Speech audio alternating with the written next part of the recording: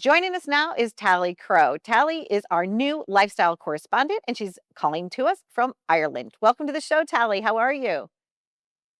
Good morning, Donna. How are you? Or should I say afternoon for us in Ireland? Well, wherever we are, there we are, right? It's like an old Dr. Seuss book, and I love that book. Wherever we go, there we are.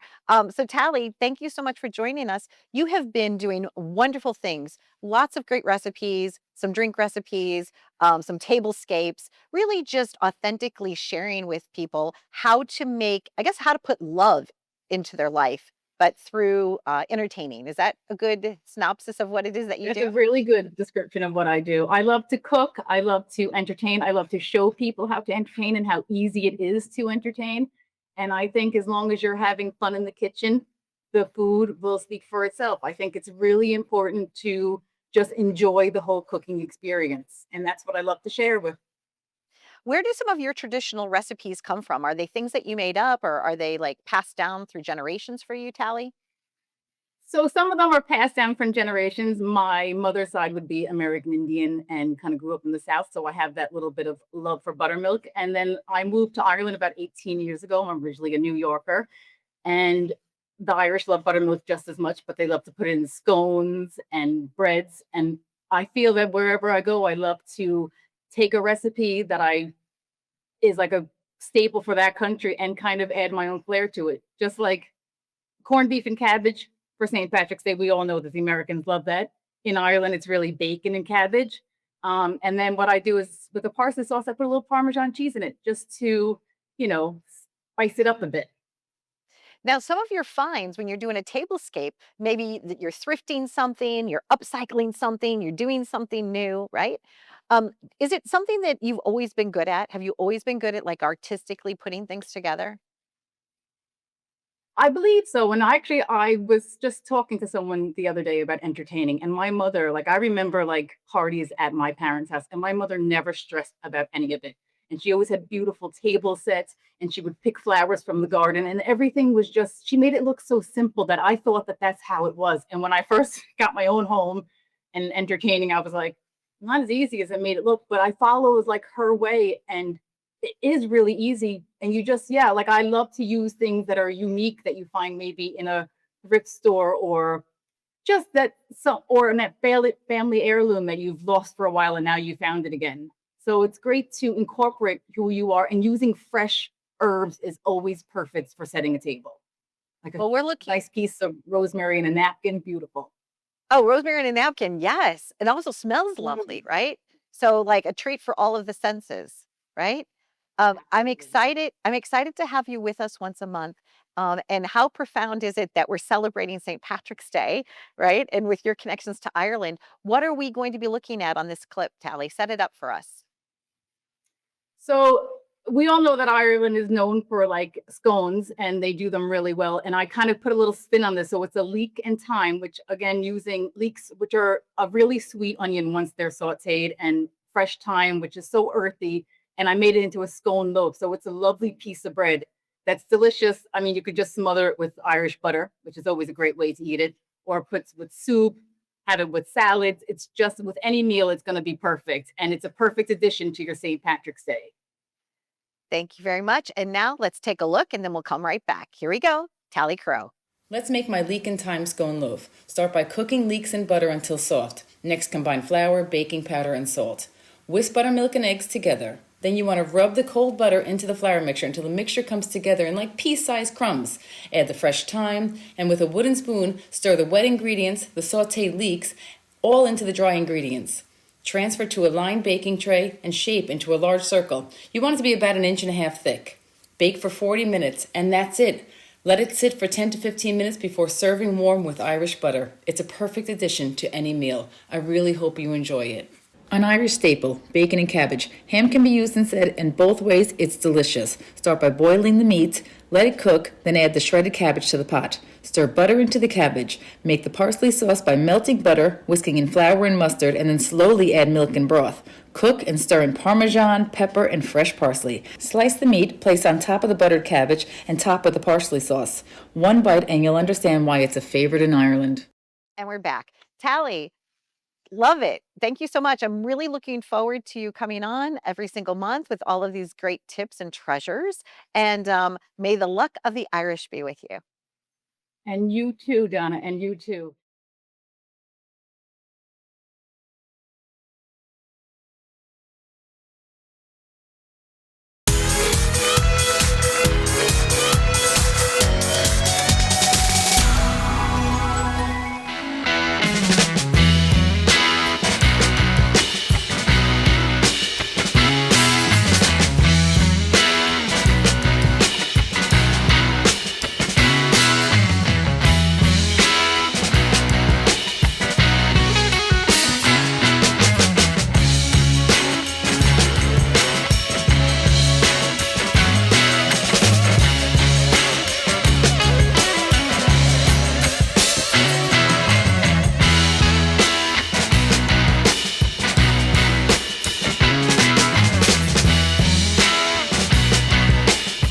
Joining us now is Dale Torborg, and we are going to be having a lot of fun. You could see, right? I mean, it's fun already, right? Don't we look like we're having fun? Dale, welcome to the show. How are you? I'm great. Thanks for having me. So we met through a mutual friend. Yep. Because I see something on your lapel. Tell us about that. We're friends with Mark and Holt and Karen and Kevin. And everybody from, I got hooked up through Johnny Damon, and Johnny was really good friends with Matt, who is our executive director, Matt Krug. And so it's Southern Cross Service Dogs, and it's Service Dogs for Veterans, and it's just absolutely been an amazing experience to work with these guys and to watch these dogs that are going to literally save lives of these veterans. And it's just, it makes you feel good to be a part of it, to be able to do something good in your life and, another act besides what I've done as a career. So just so thrilled that Johnny Damon got me hooked up with these guys, and it's been a blast. With Cole Hauser's dogs are being trained, and Cole from Yellowstone has been an unbelievable advocate for Southern Cross Service Dogs. Yeah, the dogs are his grandbabies. Yes, exactly. It's a really incredible story. Yeah. So I had met them, I guess maybe 2 or 3 weeks ago, and said, "Oh, come on the show." And then when they knew I was coming down here, they introduced me to you. And I think that's how the world works. It's just like one person needs another person. You bring them into your family, and you make a difference. Absolutely. Right? I mean, and again, I've known Johnny Damon for a long, long time. And then it was a golf tournament that brought us together. I was their quote unquote celebrity for their group in Johnny Damon's golf tournament. And the rest is history. Got to know these guys, and Matt and his wife Karen, and they just are just amazing people. So once I got to know them, I'm like, when they said, "Would you want to be a part of this?" I'm like, absolutely. Where do I sign up? Well, I met Johnny Damon at a golf outing also, at Victor Green's golf outing. Right. And interviewed him, and we talked about his action figure toys on what we're also going to be talking about, which is another show I'm doing called Toys of Our Lives. Correct. So I am helping my friend Matt Nuccio, who's doing this show about Toys of Our Lives, because he grew up in the toy industry. He gave my son Matthew an internship a couple of years ago. I said, "Do you want to be a guest on my show?" He's like, "I've always wanted to do my own show." So for the last year, we've been developing a show about celebrities and how play helps them become who they are as a grown-up. Right. And so in your case, it almost is big like, time. Right. It's like it happened for you. That was the magic for you. Right. Yeah, So I think so. I mean, that's one of those things, as growing up, and the imagination, these are just an extension of your imagination. What can you do? I mean, sitting there, they're doing nothing, but it's your imagination that puts them in those worlds. And, my favorite show growing up was the 1966 Batman with Adam West. Yes. And just absolutely loved that show growing up. Yeah, exactly. And so I was such a huge Batman fan, and I was also I have 2 older brothers, but my oldest brother was the one who got me into Kiss when I first saw the Destroyer album. Yes. Which is actually that on that belt right there is the Destroyer logo. And so I was hooked at that point. I saw the front cover, and I'm like, this is incredible. Who are these guys? Yeah. Then I started listening to the music, and I was literally hooked. I always loved the idea of how Batman with the mask, and they had their other whole life that no one knew about. And same with Kiss. I always thought it was incredible that Kiss was able to have those concerts, sell out Madison Square Garden over and over again, take the makeup off, and then could walk down the street. I always thought that was incredible. It was my first concert. Was so it? I was telling you, I grew up in St. Yeah. Louis, Missouri. Yes. But yeah, it was they played, and I went, and it was the most incredible thing I had ever seen in my life. With makeup or without? It was with the makeup. Okay. Yeah. So so they played in St. Louis, and I went to a Kiss concert, and I thought I was like the coolest girl in the world. Oh, right? you were. So exactly, Yeah, I you got were. it. And I was at a Kiss concert. And then we also have another interesting St. Louis connection. We'll talk about that briefly, and then we'll go back. Is that me growing up in St. Louis? I told you I would watch wrestling with my grandfather, wrestling at the Chase. Oh, and My that's, grandpa Campana. And you said, how is St. yeah. Louis fit into your wrestling career? So St. Louis was when Kiss wanted to have Gene Simmons was the one who brought it to WCW and Eric Bischoff, and they wanted to do a wrestling character based on Gene's alter ego. And me being a huge Kiss fan since the time as far back as I can remember, I'm like, I gotta get this character. I've got to do a tryout or whatever I need to do this. And so the tryout, I had blown out my knee in the United Center in Chicago about 6 months prior. And so I actually had tickets to go see Kiss do the first night of the Psycho Circus tour in LA, but I blew my knee out, so I couldn't go. So then, now you fast forward, I find out about this character, and they said, hey, the day that I was cleared, I hadn't done anything yet, they called me in and said, you have a tryout match on Sunday. And this was on a Friday. I had cleared on a Friday, and I'm like, I got to do it. And so it was actually in St. Louis. And as I landed at baggage claim, there was a little blonde bodybuilder, and she was waiting for her car, and I hadn't met her yet. And I said, do you need a ride? I knew that she was with WCW, and ended up being my wife. So that's where we first met so at the Avis amazing. counter at St. Louis. And so now once a year you go and you just kiss her at the Avis counter. Well, I don't know. I actually went not too long ago Right. to there, and it's not there. That Avis counter's not okay. there, but I did take a picture, and I said, this was the spot. And I took a picture, and I sent it to my wife. That's so sweet. Yeah. My daughter Elise is a sculptor and a builder, and so if you need her to build you that Avis counter, Okay. I think I know somebody All that right, can make that perfect. happen. Yeah. So here you were, a young boy playing with Batman and Robin Yep. figures and things like that, but you brought your own figures. Yes. This was yours as a child. This was mine, and these all were. The Batman and Robin. Right. And this, my parents saved them, and so I ended up, these have been I put them in, I have a man cave at home. Okay. Big trophy room. Every man deserves a man cave. Yes, Sometimes it's the basement, Yeah. right? Sometimes it's the boiler room, but everybody deserves a man cave. Oh, right? absolutely. And then people come and say, it's going to take me a week to see everything in here. Wow. So, yeah, this is not the original body Right. of Gene. No. This was actually the Superman Christopher Reeve body, but I wanted Gene Simmons to be jacked. Right. So you just took the head off. Yeah, I took the head off, Popped put it it on. on there, and put the outfit on. And these were right here were the actual Batman and Robin. I had to recreate because I lost the emblems used to come off. They were just stickers. Oh, yeah. So I ended up recreating. I Nice cut job. little leather and I painted it.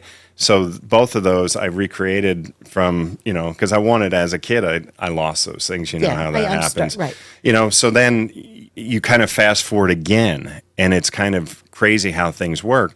So Figures Toy Company is the one. These are of me. So if you look, one has the blonde streaks in it. There you are, There I am. Yes, The right demon, there. I'm making sure there's no glare on it. Yeah. Yep. It's incredible. Yeah. So they did an amazing job, but there was a sculptor, Danny the Pharaoh. He went by the Pharaoh. Danny was a guy that I saw online, and I've never seen anybody sculpt the Kiss heads like he did. And I said to Figures Toy Company, the people that own it, I said, you've got to get this guy Danny. Because when you look at the sculpts, it looks like real pictures of the guys. So he ended up sculpting. This isn't real scans. These are sculpts of my head. Cool. Yeah, he That's the sculpted them best. by hand. Yeah. And so there's the blonde streak one. And then, so this is the original, and that's the variant. And the funny story about that one right there, they didn't do a blood variant. I don't know if it's allowed to, show the blood on TV, but they didn't do a blood variant. You just can't curse. Okay. But, okay. All right. I won't do Good. that. Okay, good. But my buddy who was on the show Face Off, that sci-fi show about doing the prosthetics, Scott Fenster ended up hand painting the blood on 50 figures. So there was a separate 50 that was a special edition. Yes, that Scott Wow. Fenster, and he And that's signed one of it. them. That's it. Yeah. so cool. So Figures Toy Company Yes. ended up recreating when Mego was no more. And then years later, there was such a demand for the figures, the Mego figures from when we were all kids, that they ended up getting the rights to do the entire the bodies, the styles, everything, and even the Batman, the 66 Batman and the Mego Batmans, and the DC Comics and Marvel. They were able to get all those licenses, but they were the ones that based out of Tampa that did these figures. I just have to ask, when your mom saw this, and because she saved your toys when you were a little boy, did she cry? No. Like, what was her reaction? No, I think she cried because she hated Kiss. Okay. And she hated wrestling. So I was kind of a disappointment Oh, when it came to no. my profession. Oh, no. But yeah, she hated Kiss growing up. She was probably worried about you too, right? Probably, I mean, yeah, that I was a little off center. But Well- that the funny thing though is literally she said, "You'll grow out of Kiss. You'll grow out, and they'll be gone in but no you grew time." into Kiss. Yes, is what and you then did. You grew into it. 50 right. years later, they're still at Madison Square Wow. go to the last show at the Madison Square Garden. Wow. It was amazing that they're still going on, and these are still Yes. going. Migo's back, and Amazing. So it all comes full Go circle. I toys, think. right? Yeah, Go toys. Absolutely. How literally how toys inspired you. Absolutely. And how music inspired you. Yep. Right? Yep. Now you also started out, you're the son of a famous ball player. And I'm Yep. sorry that he recently passed. Yes, thank you. I did not Yes. realize that. I'm Yes. so sorry that he passed away. Yeah, thank But you. originally you went into baseball and then right. you had an eye injury. Yeah, Okay. I went to Northwestern, and then I ended up going and playing professional baseball, and I was with the Kingsport Mets. Got hit in the face with a pitch. I didn't know my depth perception was messed up in my left eye until sometime later, because I got traded to the Yankees. And while I was with the Yankees, my college roommate at Northwestern was playing in the Rose Bowl, 95 into 96. So I went out to the Rose Bowl, ended up on the same flight with Hulk Hogan. We start talking about the Yankees Your and life, George Dale, is Steinbrenner. amazing. Yeah. Actually, you have no idea that they And it keeps going, they right? It literally. keeps going. My buddies would nickname. They're like, "You're like Forrest Gump because you have something to do with something and interweave throughout history." But I met him, and then I met Hulk Hogan. When I met Hulk Hogan, he introduced me to Macho Man, and Macho Man. This was at the baggage claim at LAX, and I just remember Hogan said, "This is Dale Torborg," and he goes, "Torborg is your dad, Jeff." And I'm like, that's his real voice. Wow. I always thought it was Oh, just yeah, you a thought it put was on like- for right, yeah. for the promos. You did And he really goes, well, I by was the a way. big fan of your dad's. Yeah, I was a catcher in the minor leagues, and I'm still going, snap out of it. This guy's talking to you, and you're going, that's his real voice. Yeah. And so then we started talking, and then he was the most intense human being I think I've ever been around, because he told me he blew out his shoulder, his throwing shoulder, came back and threw 1,500 balls a day left-handed, and came back as a left-handed first baseman. Look at that dedication. Yes. Look Amazing. at that dedication. Amazing. Yep. Totally incredible. Speaking of Madison Square Garden, Yes. which is where, so Kiss played Madison Square Garden. Yes. And tell me about this again. That was built just for that show. Yeah. Because a bunch of the wrestlers, the Blue Meanie, Medusa, it was Bubba Ray Dudley, bunch of us all went to the show. And we just wanted to do something special. And that was really to commemorate 50 years of Kiss and what Kiss has meant to us throughout those years. And just so thankful, whatever the members of the band at the time, we were just thankful that Kiss was there. Yeah. That Kiss literally was every part of my life. There's a soundtrack that went along that Kiss recorded of my entire life. And then, just that was last December, not this past December, the December before, Kiss sold out Madison Square Garden 2 nights, and I ended up going to the very last show at the Garden. I had to. Yeah. You know what I mean? I You just had yeah. to. So, to like we were talking about with the toys of, this was mine growing up, and to have my own action figure with the Kiss makeup, because I was the only one licensed, if you ever think about it. I was the only one licensed to wear Gene's makeup. And mine's a little different. I got a little grief from people Right. in the Kiss world. Right. You don't know how to do it. And I'm like, I do know how to do it. I've been doing it since This I is was the 5 years agreement. old. Right. But when Gene when we started doing the look of the character, he goes, I don't want a clone. Right. I want there to be a separation, and I had red contacts. So that's why the blonde streaks, that's where they came from originally, because I wanted if you saw me and you saw Gene and the average person who wasn't a big Kiss fan or wrestling fan, and you saw them side by side, you go, oh, that's the wrestler and that's the guy from Kiss. So that's why we did the different colors, did the blonde streaks in the hair, the red contacts, and we just had a little different look, and because Gene wanted it that way, and I thought it was great. Yeah, just out of respect, Yes, you know? absolutely. Obviously, you guys have a mutual respect for each other, which I think is completely Yeah, he was so incredible to me. Wonderful. You know, working through this whole thing, Paul Stanley has been so great to my family. You know, had a bunch of the members reach out recently because of my dad's passing. It's just, you know, it's just kind of, you know, surreal to have these guys that I looked up to, that I had all the posters on my wall, you know, reaching out to me, and them being as generous and such great people this whole time, you know, that when from doing this character to now, still being able to talk to those guys. And, you know, Gene, I did a speech at Northwestern of the 3 people I admired most. One was my dad, the other one was Gene Simmons, and Don Mattingly of the Yankees. Oh. So it kind of gives you a pretty good encapsulation of what I am as a, you know, who really made me. And I love that you're using your celebrity and your platform now to make a difference in the lives of others. You know, I the hope so. veterans with the dogs. Yeah. You know, same thing. When you said that you have this magical life, I do too. So much so, I say I live in the land of serendipity. Magical things keep happening to me, and they still happen, right? So now I've learned to kind of just breathe and just accept it, because it used to be kind of weird. Like the time I interviewed Jay Leno, I'm like, I was crying profusely, and I called my dad. He goes, "Babe, you okay?" I said, "Yeah," but I said, it's not like I grew up to be on The Tonight Show. The guy from The Tonight Show was on my show. I said, Dad, I just talked to Jay Leno, right? And there have been moments now that I've had the show for 17 years that still surprise me. And I just love doing it because it brings so much to the audience. Absolutely. Right? What you do and what I do, it's really for the audience. Like we get to live these experiences and share them, because they might not ever get to meet Gene Simmons or Paul Stanley or Kiss. Right. But because you have, and we talk about it, we bring them in. Absolutely. Right? It's such a privilege and an honor to get to do what we do. And I really loved our visit. This makes me feel so cool. I mean, just the energy of it. Yeah. It has good energy. It does. It feels good. And I think you're right, is when good things happen to good people. And that's, you know, I don't know you very well. We just met today, but you can tell in the way that, you know, Matt and Karen came with us because she's like, I've got to see her, because she was saying what a really vibed. nice person you are. Thank So you. I appreciate I think it really is amazing. And I'll tell you, for the toy fans, the one thing there's a couple bits of trivia from the original Kiss figures. Yes. There's only 2 original heads that Mego did. Okay. Gene and Ace. The other 2, so it was Paul's head and then Peter's head, were recycled by Mego. One was a musician and one was a character in a movie. So Peter Criss's figure, the head came from Lex Luthor's figure from Superman. Okay. Then the other one, Paul Stanley's, is actually Daryl Dragon, the captain in Tennille, the captain. Really? Yeah, because Muskrat, you know, candlelight. Are you singing? I'm not singing that. I don't know that.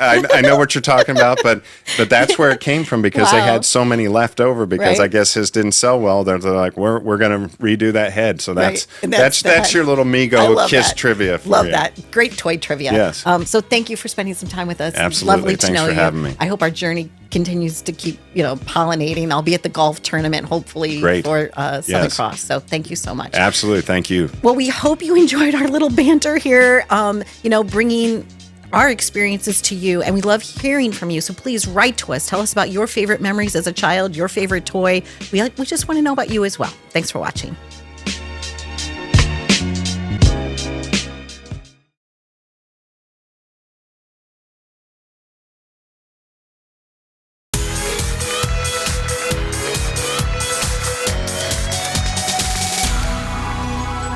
Joining us now is Joanna, and we're going to be talking about how to increase and elevate your Instagram and your social media in general, especially for nurses. Welcome to the show. How are you? I'm good, thank you. So what made you decide to start this business for yourself? I was actually posting on Instagram my wellness journey, and I realized that I really want to inspire people in how to, gain wellness and with their workouts and nutrition, because I'm a nurse myself and health has always been my forte. And so I was posting on Instagram and realized that there was actually a science behind increasing visibility in Instagram. Like certain days that you're posting. Yes, certain days. Whether you're doing a reel or whether you're doing like some sort of like poster. Yes, right? I guess yes. there's a certain way that you can get more visibility. Yes, Like when absolutely. most people are looking at it and things like that. Absolutely. So the nurses that you currently work with, right? Are you working in an office setting or like who are you working with? I'm in actually a terms of- school nurse. You're a school Yes, nurse. Okay. Yes, I am. So what was the community around you when they realized that you were starting to become like this Instagram famous person? Oh, they were actually like very excited. They're like, oh, I want to start my own, online business because instead of like nurses doing like, other side jobs on top of their full-time job, this gives them a way to actually create passive income in the comfort of their home without having to go like from hospital to hospital or office to office. So Okay. And are you helping them pick out what types of products they're going to put into their store? Are you like coaching them on that part too? Or are you just coaching them on how to post and what to post? how to post and what to post and yes. Okay. So give our audience a tip, even if we're not nurses out in the audience. What's one important thing that we should know about social media or Instagram? I think the most important thing that people should know is to just be authentic Okay. on Instagram and show your face, because I think that's what the audience want to truly, that's how they really connect with you. So being a school nurse, what's the joy of that? I remember going to my school nurse when I was a little girl, and like one time, like my mom was pregnant with my little brother Tony, so I was almost down at the nurse's office like every day because I was missing my mom and I wanted to go home, and I was Right, probably right. wondering if the baby was coming that day, right? Right, So right. finally they figured that out. They're like, this little girl is in the nurse's office every single day. There's nothing wrong with her. Right, And I'd be coming down, I'd be like, oh, my belly hurts, or Right. Are there joys to being a school nurse? I would think that there are, working with that young population. There is, because actually the health office, we call it the health office, it's a place where students can just open up and I can be there for them in whichever way possible. Even if it's just a stomach ache or a headache, I'm there for them, as opposed to like a teacher, which is like they're very firm, So, most of the time it's just anxiety, when There's they a lot of visit, that, yeah. right? A lot Yeah. of anxiety going on. So it's nice that you became a school nurse, but it's also nice now that you're helping other people. Yes. Because it is, sometimes there's a single mom or there's just people that need another source of income. Right. Things are very expensive in the world today. Right, And if you absolutely. can figure out how to help them open up an online store or do something else, good for you. Right, thank you. Yeah, to turn your Thank you. passion into helping. Yes, Right? Because at the absolutely. core of who you are, I can just see you sitting here. That's who you are. You're a Yes. person that wants to help. Yes, absolutely. Yeah. Lovely. So what is the business called, Joanna? Insta Elevate Coach Okay. community. And are yes. you able to work with anybody, in any country or Oh, coast to yes. coast? Okay. Like all Because you can across do it the all world. socially Yes. and online. Yes, absolutely. Like anywhere around the world. Yes. Great. What is one of your posts that actually got a lot of engagement? Do you remember what it was? What did you post? Was it a tip or was it just a funny Yeah, reel most of that the you did? time they're like memes that people want to be entertained on Instagram. So whenever I post a meme, something funny, then most people will start engaging, and then it will push my content out and it'll turn viral. So Yeah, I think a lot of us Yeah. now at this point, since it's been around for so long, we are looking for that escape. Right. We want to be educated, but we really want to be entertained. Right, Right? absolutely. So, Yeah. thank you for joining Yeah, us. you're welcome. So Thank nice you. to meet you. I remember my school nurse. Her name was Mrs. Stout. I just do. She was lovely. She was such a lovely lady. She also taught me to have a really wide vocabulary, because she would always at her desk have like the word of the day. Oh, Right? really? And there was Yeah, Mrs. Stout. I was like, wow, Yeah. the word of the day. Nice Yeah. to meet you. Stay tuned for more. We've been living it up right here with Joanna. If you would like passive income, especially if you're a nurse, please go to her and find out more.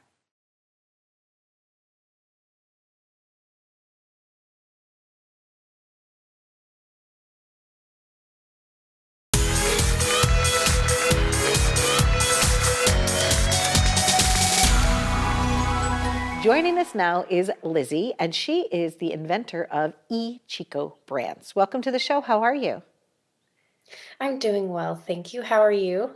Very well. So I read a little bit about your history on how you ruined your hair, your beautiful blonde hair, with a box of black hair dye. What happened? Yes, yes. So I think most people maybe go through their hair rebellion in their teenage years, but I decided to go through it in my 20s. And when I decided to go back to blonde because the black hair was too much trouble, I was absolutely appalled by how expensive and not very effective the products on market were.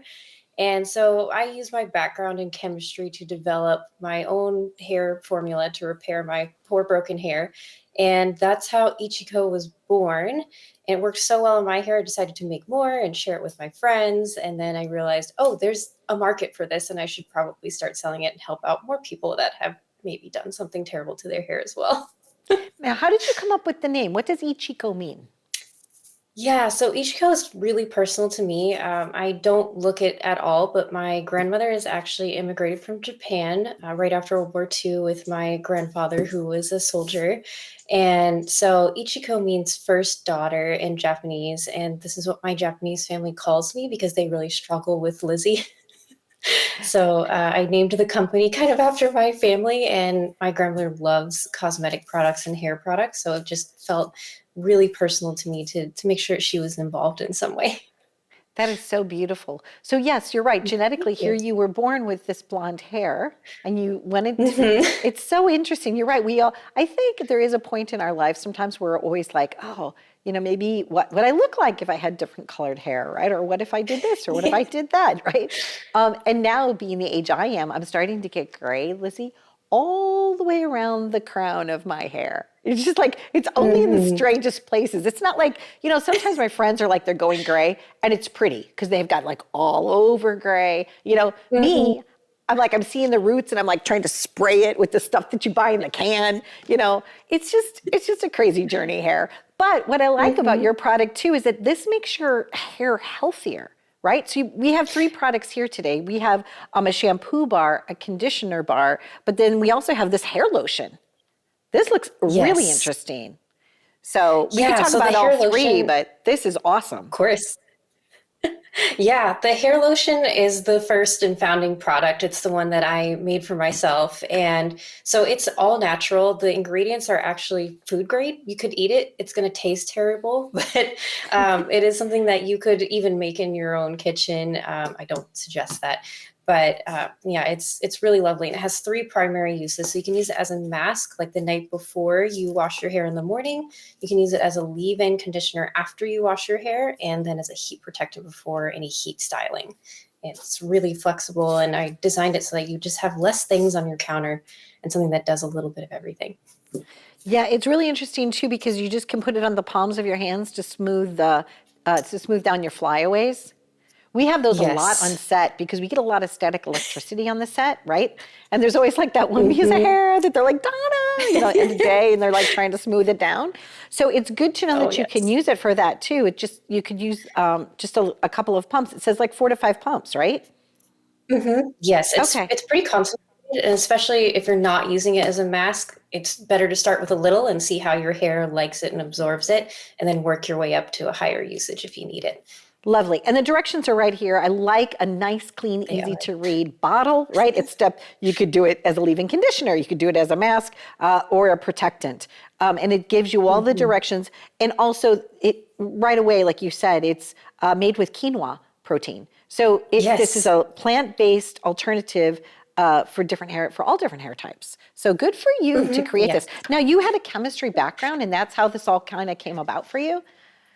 Yes, yeah. So I have a background in chemistry and product quality, consumer advocacy for a lot of really wonderful companies that I've worked for over the years. So this was just a natural evolution for me, to just leap into creating a product that I wanted to see in the marketplace so that other people have access to really lovely things that I have the knowledge and background to create. Now, is this fragrance free? I know you said don't eat it, but is there any fragrance or Yes. is it without fragrance? Yeah, so I make all of the products without any artificial fragrances because when you make products with good ingredients, they smell good to you. It's a lot of big brands will use ingredients that are highly synthetic. They're derived from a lot of chemical backgrounds, and they use artificial fragrances or even natural fragrances to cover up these ingredients that are maybe not so good for your hair, and it tricks your brain into thinking, oh, this is good for me because it smells good. And that's not necessarily true. So we don't add anything to these products. The scent that you experience is just the scent of the ingredients. Now, how would you suggest using the shampoo bar or the conditioner, right? Is it something where you would wet a wash rag and then you then apply it, or do you just wet the soap and then rub it on your head? Like what is the proper way? Because I think people ask this all the time. Are you supposed to like cut a little piece off? Lizzy, teach us how to use these. Okay. Absolutely. Yeah. So I switched to, instead of using like a traditional liquid shampoo and conditioner, the dry bar versions, because I'm not shipping you water, which is way more environmentally friendly. This will normally last you about a month or longer, just depending on the length of your hair. For mine, it's really long. So I go through it pretty fast, but I just take it in the shower and I just wet it down. And I rub it directly on my head to get a nice frothy foam going, put it down and wash my hair normally like I would with a regular liquid shampoo, and then follow it with the conditioner after rinsing. And the conditioner is the same thing. Like I get the bar itself wet and then make sure my hair is pretty wet and just rub it on there and get as much as I want and then rinse it all out and follow up with the hair lotion. And that's my routine. I've been using it for about 2 years now on my own hair. And I wouldn't be spreading this to everybody else if I didn't really love what I was seeing on myself. Yeah, and your hair is very fresh and very shiny. It's beautiful. Thank you. Really beautiful. So wear it in good health. We love celebrating, products and things like that, because I feel like after this many years of me being on television, it's almost like my responsibility in a way to find solutions for people, right? And I think that this is a great product because it is providing a solution for someone. We do tend to damage our hair with so many different things, whether it's curling iron, hairbrush, especially being on set under all these lights. My hair sometimes just gets really dry and really brittle. It just feels like, today it feels good for some reason. I don't know. But I know it's going to feel even better when I go home and I indulge in this. So thank you for being here. Really, truly, thank you. Yeah, of course. It's nice Thank you so much for having me. Okay, and thank you again for the tips on how to use these, because I always want to do something cool. I want to use something that's like, all right, let's try this bar. And I just never asked on how to use it. Thanks so much. Happy journeys to you. You're welcome. Thank you so much. You're welcome. Bye-bye. Bye.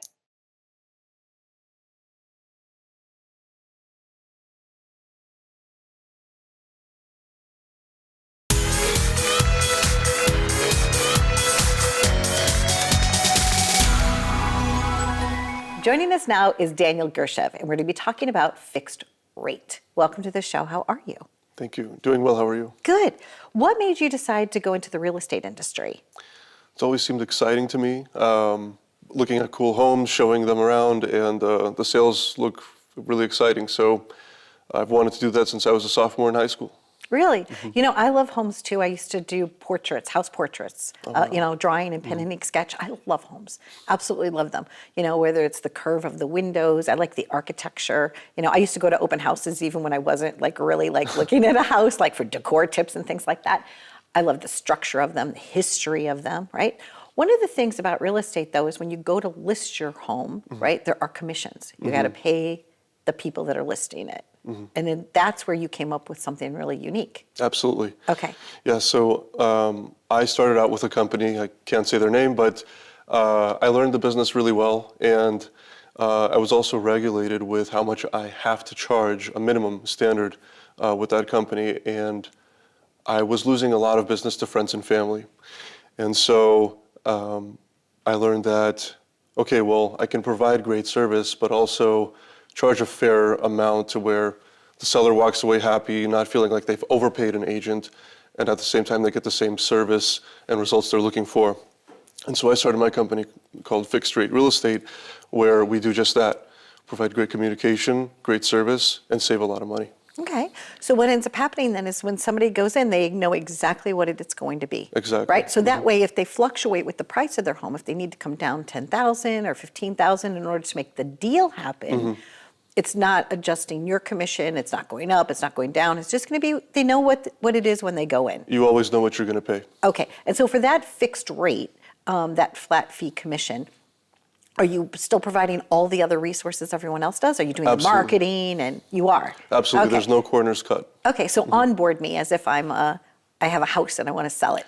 So, hi, Daniel. I'm Donna, and I have a house to sell. Hi, Donna. So what we would do is we would schedule an appointment to walk the home together. I'll take notes of all the features and benefits of the home. Then we'll come up with a pricing strategy, look at the market. We'll go over all the fees so you know exactly what you'll pay along with your closing costs. We'll book the photographer. That's also included with our service. For sales sign, lockbox, just like any other real estate agent, you have all of those services provided, and you only pay when you close. There's no upfront fees. There's no cancellation fees. So it's very transparent, and we get you paid at closing, and it's a win-win for everybody. That's fantastic because then, like you said, there's no out-of-pocket, upfront cost for that person that's trying to sell their home. Absolutely. Right? What is the most interesting home you've ever had to work with? What were some of the features of that home, and how did, they say that there's a lid for every pot, right? Like Yes. there's always going to be a buyer for each thing, right? But what was something that was really interesting in your background? Well, there are many. It's a never a dull moment in the industry. Okay, good. You good. can That's sell fair. a home where a rat wouldn't want to live in it, Okay. or you could sell a home where it's the coolest property you could walk through. One of them was a home in Breckenridge. It's right by a ski slope. Okay. So it was just gorgeous with the architecture. The price point was way different to where you could see a lot of features and benefits of not the average type of home, and so. It always keeps it exciting in the business. That's lovely. So it's fixed rate. Somebody can come and make an appointment with you, kind of learn about what it is that makes your group different, the passion that you put behind things, the marketing effort. I know somebody had mentioned to me too, I think it was in the green room, we were talking, and you said even when you were in high school, and you were like on the basketball team, you were like making flyers, like promoting the upcoming game, or like fundraising to try to get money to go on trips. Like, what was that early sales job for you, Daniel? Yeah, my coach would just hand me a stack of flyers, and I didn't expect to do anything like that. Talking to people, and he's like, "Here's a stack of flyers. Go hand them out and talk to people." I was like having a heart attack, but I didn't really have any preparation. I was just told to go hand them out, and it actually worked really well. I was a little nervous at first, but I felt like, speaking with people and sales kind of just naturally started to come to me. And I think too, there's a difference even with our show is like we just invite people. So really you're just inviting them. You're inviting them to come to fixed rate and sell their home with you as and just this is what it costs. This is the flat fee as opposed to like the commission-based stuff. Exactly. So congratulations. Thank you. Really, we got a chance to know each other over the last few weeks, talking back and forth. So continued success to you. Thank you. So, I love the idea. There you go. Maybe this is something you'd like to start in your community. So if you're a real estate agent and you wanted to reach out to Daniel to see how he does it, maybe he'd help you do it in your community as well. Seems like it's a grand idea. Thanks for watching.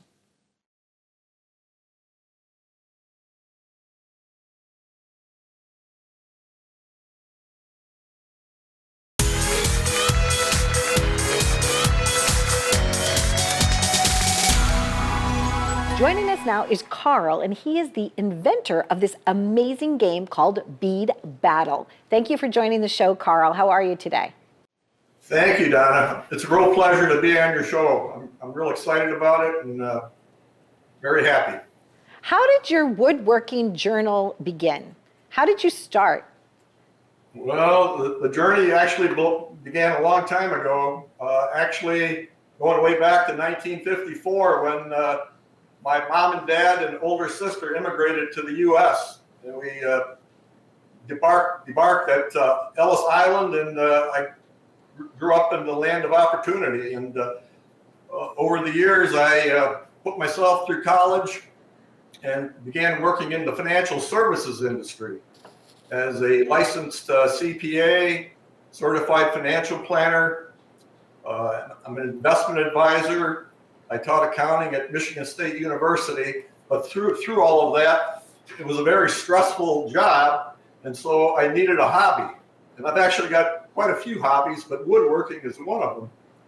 And I started making wooden toys. You can see some of those behind me. trucks and moving dinosaurs and all kinds of different gizmos. And I eventually, last year in November, came up with this game called Bead Battle. Tell me about your game.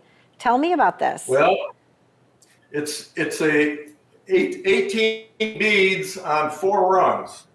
Okay. And the object is to not be the player to move the last bead. And so it's a 2-player game. You decide who goes first.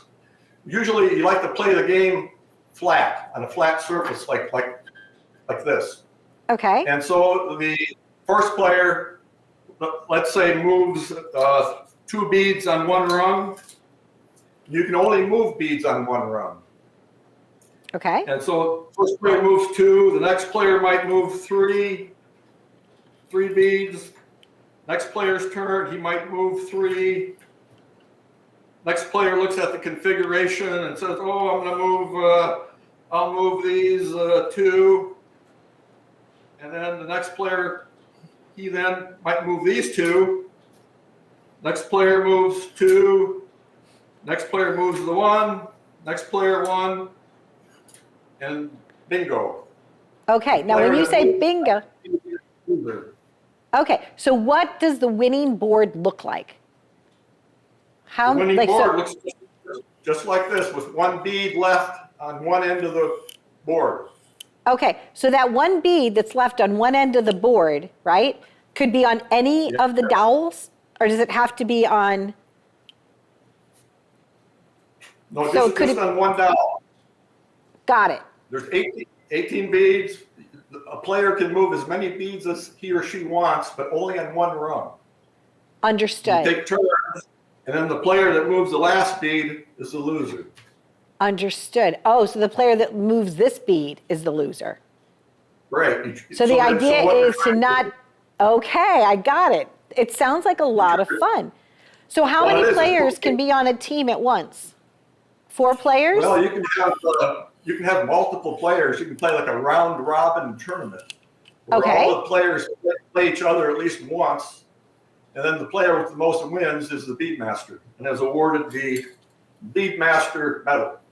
Ta-da, which is what I have here. Winner, look- winner, winner. Okay, so I have always loved games. In fact, I'm helping produce a show called Toys of Our Lives. So Karl, that's why I was so excited to talk to you, because I've had the good fortune this year to talk to a lot of inventors of games.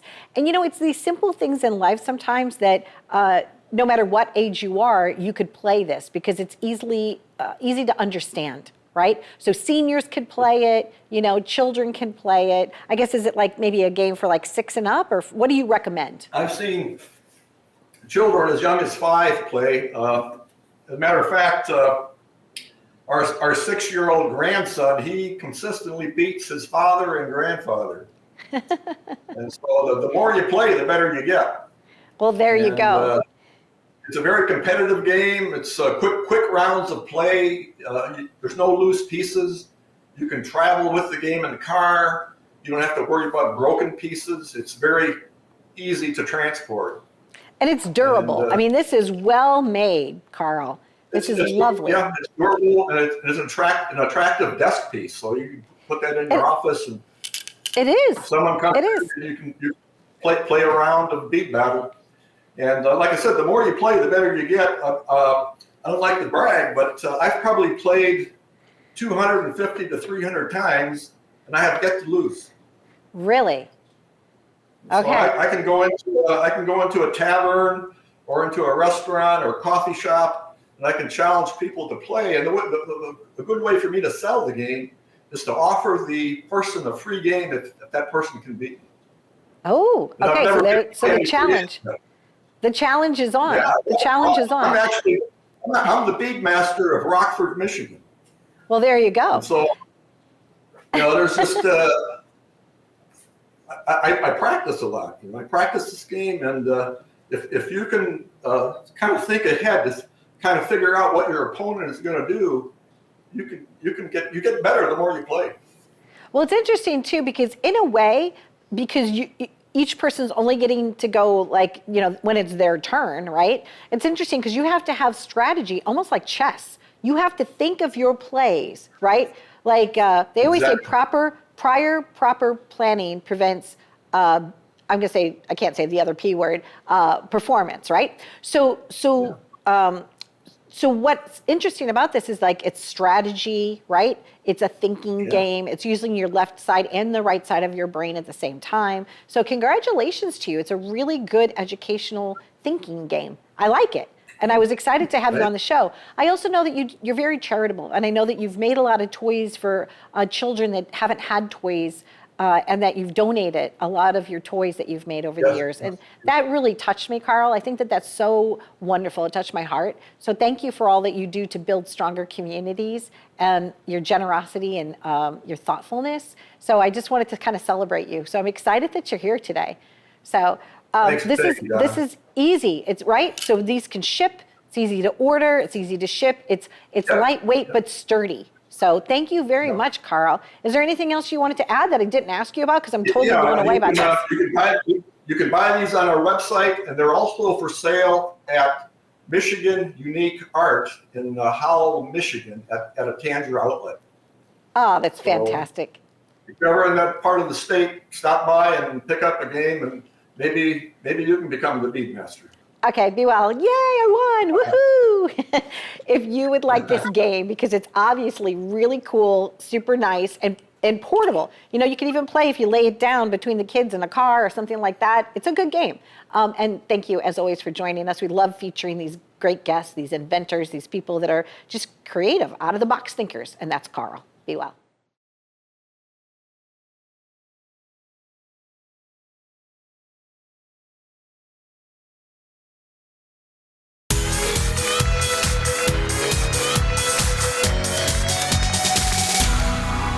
Joining us now are J and Jay. They are a husband and wife team, and today we're going to be talking about one of their businesses, and it is KBBQ Cup Bob, and we're going to find out what a cup bob is. Welcome to the show. How are you? Good. How are you? Good. So you were sharing with me behind the scenes a little bit about cup bob.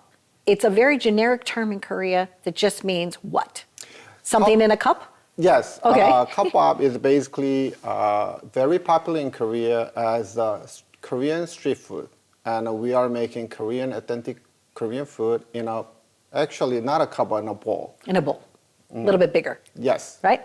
So I was so impressed because I got a chance to have one, and it was absolutely delicious. And I didn't know anything about this. So sometimes people here in America, it's a coffee. A coffee is a coffee. So a cup bob is a cup bob, but people put different things into it, correct? Not always the same ingredients. Exactly. So we have over 20 different options of from protein choose and the vegetable you choose, and our side dishes of the Korean side dishes you could choose in a bowl. So basically it contains a very healthy ingredients in a bowl. So in addition, you have many different businesses, right? I love the fact that you're a couple and that you're working together. But I want to ask you, Jay, what made you decide to work in this cup bob business? So I was in fashion industry for over 25 years, importing our own brand, designing, marketing, and all of a sudden, I decided wanted to go into restaurant business. I said I want to serve food. Okay. And then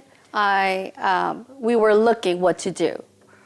But I cannot do like huge restaurant because I'm a beginner. I didn't want to start with the huge restaurant. I said, what can we do more quicker food and introduce Korean food to American, and which is easier people to understand. So we came out with cup bob because cup bob it's like mixed rice, vegetables, meat. It's very familiar with American people, like not just American, whole world. Right. Anyone could eat it. Okay. Right. I was laughing. I said it's kind of like an ice cream cone. An ice cream cone is an ice cream cone, but it's the flavor or whatever it is that you put in the cone, right? Right. So it's similar. So a cup bob can have many different ingredients, right? But I also love the fact that you blended the sauces. There was a teriyaki sauce, an onion sauce, and there was something that you said was like hot and spicy, Jay. What is that stuff? It's called the gochujang sauce. It's a base of the rice and a red pepper. It's a tradition of the Korean sauce over the hundreds of years. And now it's more easier to people can grab it from the supermarket too. But we have our own brand of the gochujang sauce. It's a little kick to the cup bob that we want to put it in as a Korean culture in it. A little bit of zest from that you kind of created your own recipe for it. Right. Love that. So what is it about working together that you find so joyful? That's a good question. I have to answer well. Okay. So we're getting older, and we Okay. want to spend more time of it, and we want to focus in the same way, on the same direction together as a couple. And yes, there is ups and downs and hard time, but we enjoy being a couple and doing the same direction, working together. I'm happy. And a lot of times people wanted you to be able to come to them, and that's how you decided to also have the truck. Right. Right? So tell us about that moment. What happened? They're like, can you bring it to us, right? So we first started as a takeout restaurant and wanted to make it simple. But then we found out that there are people who want us to be there. And then it just happened. They were contacting us, can you bring a truck? Can you do catering? And then we said, oh, let's just try the food truck then. And then we went to the event. It just worked out. Well, we thank you for traveling here because it was completely delicious. And people were surprised, like, and I learned how to do the two-hand shake, to make all the flavors kind of combine and go together. And it was just delightful. One of the people on my team said it was the best lunch they've ever had here. So once you taste it, then it's like addicting, like you want more. Yes. It happened to all our events. It does? Yeah. First time they were like, oh, what is this? Korean food? What's Korean barbecue? Everybody was... And then we let them try it. Wow, this is the best food that we ever had. So when we go back to that event, people started to knowing us and they were lining up more and more and more. First, we had no one there. Right. And then it's just starting to build up. Yeah, people are afraid, but it's very simple ingredients, but when you blend it together in a certain way, has the most robust flavor. So thank you very much for educating us, for entertaining us, for celebrating food with us today. It was really very, very good. So if somebody wants to learn more information, or have your truck go to their location, Yes. Do you work within the tri-state area? Like how far is too far? Within a 2-hour drive, would you go? Yes. Okay. Currently, we are going into New York and New Jersey within the 2-hour radius. So that's very doable. Yes. Lovely. And if other businesses wanted to maybe franchise and have this in their city, you would help them start? Not that yet. We have to see. We're still learning and we're still growing. So we have to see how we could make it perfect or make it better. Then we will consider and think about it. Yes. Lovely, because it's really very, very good. And it's nice that you have something like a journey that you could do together.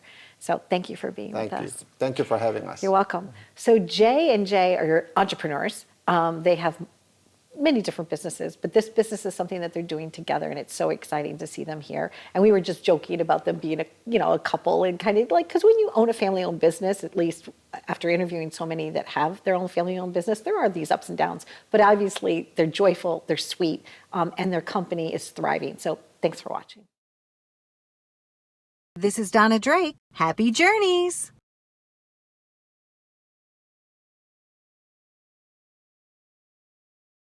Take my hand, come with me, and we'll find better ways to be something much more. Live it up, live it up, live it up now. Thanks for watching Live It Up. You can visit us at liveituptvshow.com.